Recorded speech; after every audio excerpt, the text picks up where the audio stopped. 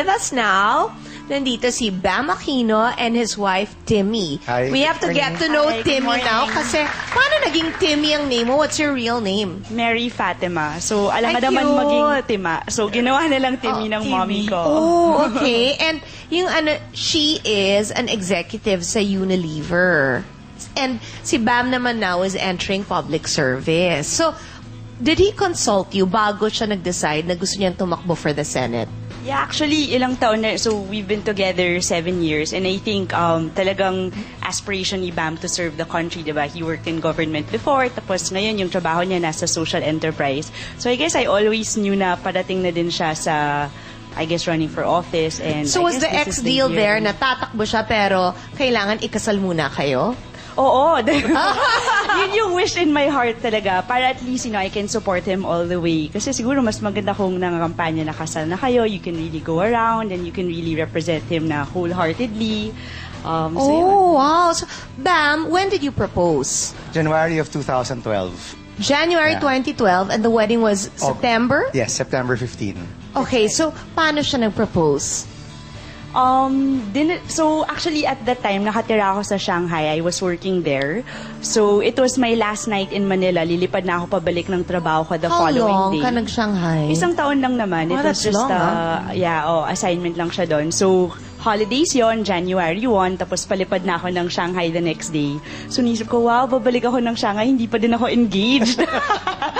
So, thankfully, that night, dinala niya ako doon sa parang adoration chapel ng parish namin. Where? Go ahead, name. In San Antonio. Okay. Yeah, doon din kasi yung first date namin. So, it's In a the special church? place. Yeah, With Nagkataon kasi- fairness! It wasn't planned, no? Nagkataon kasi na yung first date namin, December 8. And that's a Mama holy Mary. day of Mama Mary, occasion. Immaculate Conception. Oo. Immaculate. So, So? sabi ko sa kanya, first date niyo, no? So sabi First ko, I'll date. pick you up after Mass. And sabi niya, I'm also going to Mass. So sabi ko, magsimba na lang tayo bago tayo mag-date.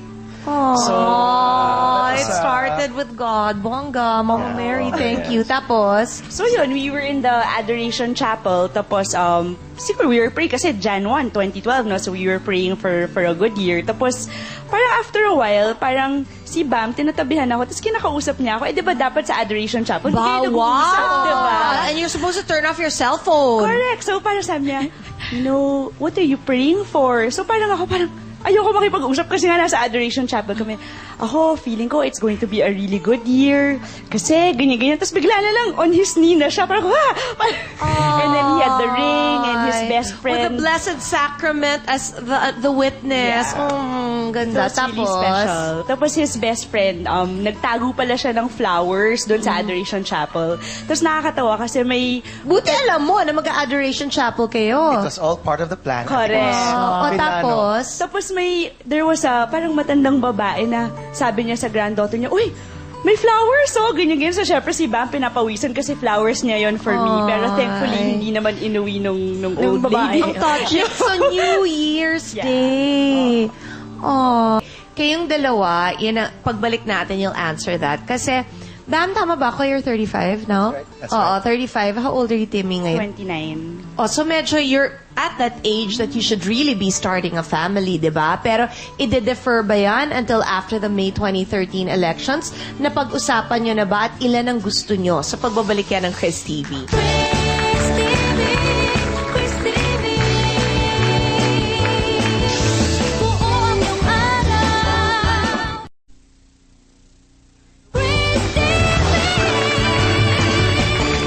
When are you turning 30, Timmy? December 2013. So, a year from now pa. Pero, yun, napag-usapan nyo ba when you would want to start your family? Most especially, not just because tumatakbo siya, but you have a career. Iba yun di ba? We've been talking about it already. And probably we're gonna try soon, no? Yeah. Well, marami din akong role models. I mean, my mom din was working when she had my brother and myself. Tapos sa office namin, a lot of managers have children also. So marami naman akong role models to look up to.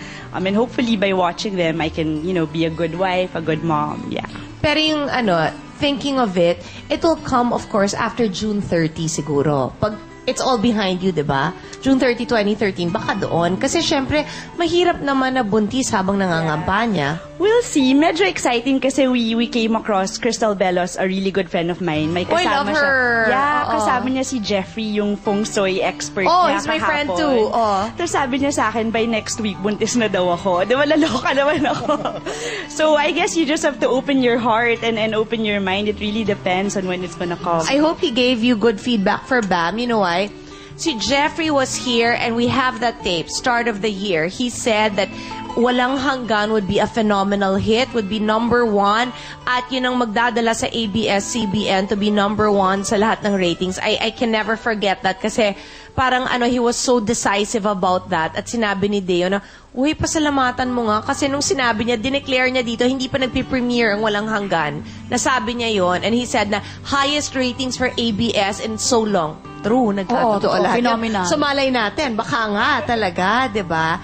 I have a question sa inyong dalawa. 7 years. Was that the cutoff, Bam?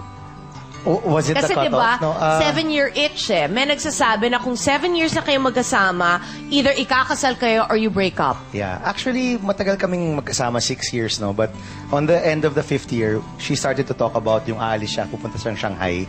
Which, to be frank, was kind of hard, no? Kasi, syempre, you'll be apart for a year. And around that time, alam ko na naman that we were going to be together, no, for our lives, no?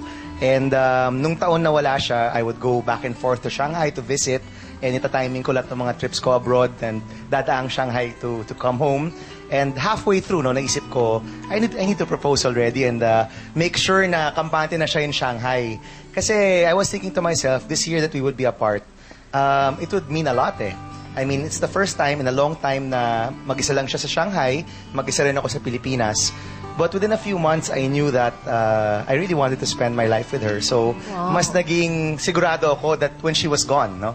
And when she came back nung Christmas, I took the opportunity at doon ako nag-propose talaga. I'm gonna ask Bam this kasi parang yung you have been an achiever for so many years also. Pero maraming nagsasabi na the greatest achievement of a man will really be in raising his family and providing for the family. So, yun ang pag-uusapan natin na ano bang mga balak ninyo in the future for both of you especially na lalong-lalo na pag when you're in politics, sobra talagang kinakain lahat ng oras mo at buong pagkatao mo because the people demand so much from you. Paano mo mababalance yun sa pagbabalik yan ng Chris TV?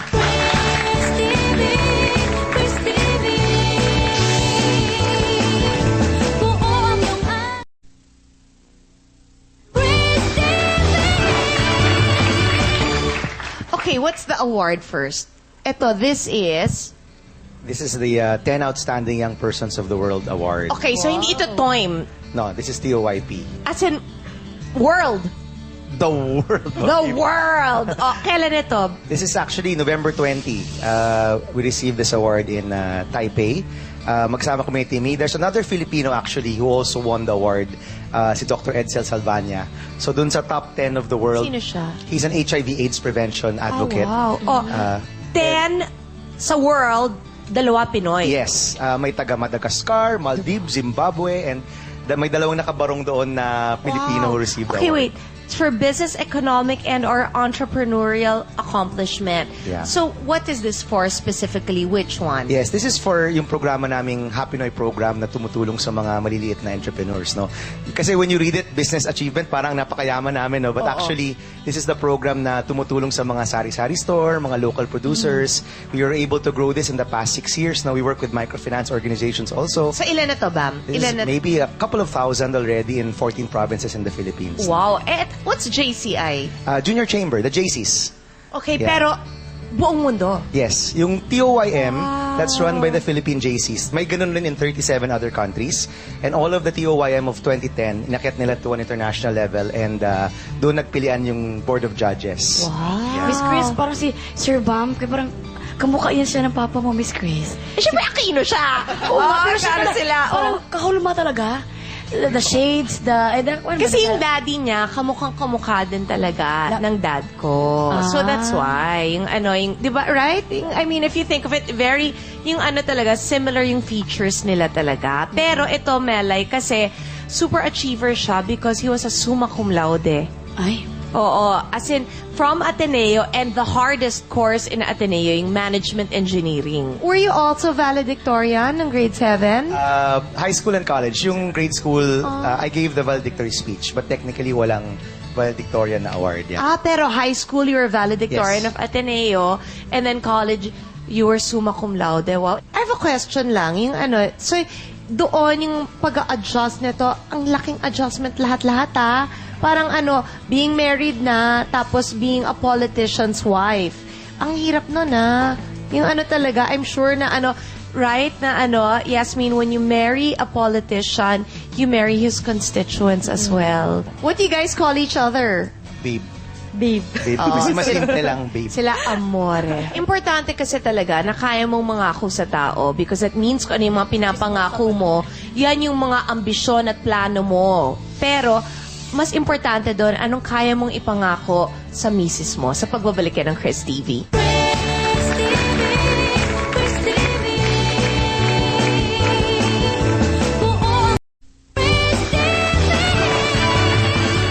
Muna tayo kasi we have had several senatorial candidates for a while. Cheese was my co-host and of course, ang dami na nating natutunan from Cheese.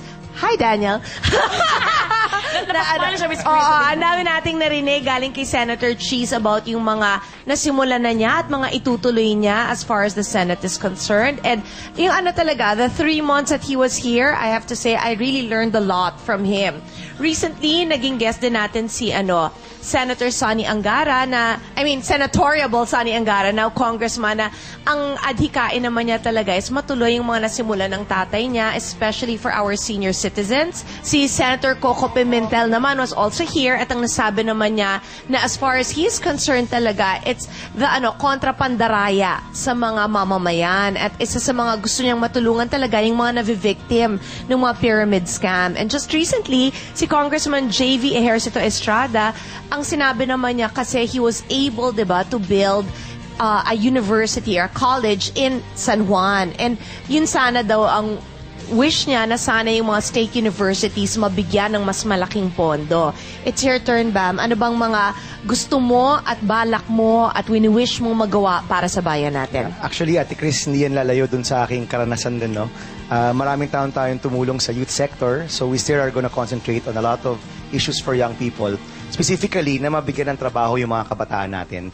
Meron tayong mga nurse, we have 500,000 nurses na walang trabaho o iba yung trabahong pinapasukan. No? That's because merong gap yung ating educational system and our employability. So the first thing we're gonna do for young people is matulungan natin sila makuha yung mga trabahong hinanais nila, ginugusto at pinakabagay sa kanila. And secondly, yung sektor ng mga micro-entrepreneurs. Kasi yung karamihan ng entrepreneurs sa Pilipinas, 90% are actually micro. Mga sari-sari store, mga magsasaka, mga local producers, they need support, no? The big ones, marami ng suporta dyan. Yung mga maliliit, kailangan ng suporta. So at the end of the day, trabaho para sa ating kabataan at tulong sa mga nagnenegosyo sa ating bayan. Dali. Madaling maintindihan, maganda, makikinabang ang napakarami. Ngayon yung mas mahirap, anong pangako sa misis? Well, alam Kasi niyo, ngayon, di ba, ilang months pa lang, 2 months, fresh na fresh. Pero what can you promise each other? well, you know, Ate Chris, no, si Timmy kasi when she was in high school, she was a cheerleader, no, sa Assumption. And ngayon, feeling ko she's the #1 cheerleader in my life, no? And I'm so thankful for that. And dun sa when we got married, I had my vows to her. At dun sa vows, sabi ko sa kanya, you know, I can't promise that this will be easy kasi mahirap yung buhay ng politika, mahirap yung buhay ng public service. But what I can promise her is that I will love her every day and all throughout my life. That's what I can promise her. No? Bongga.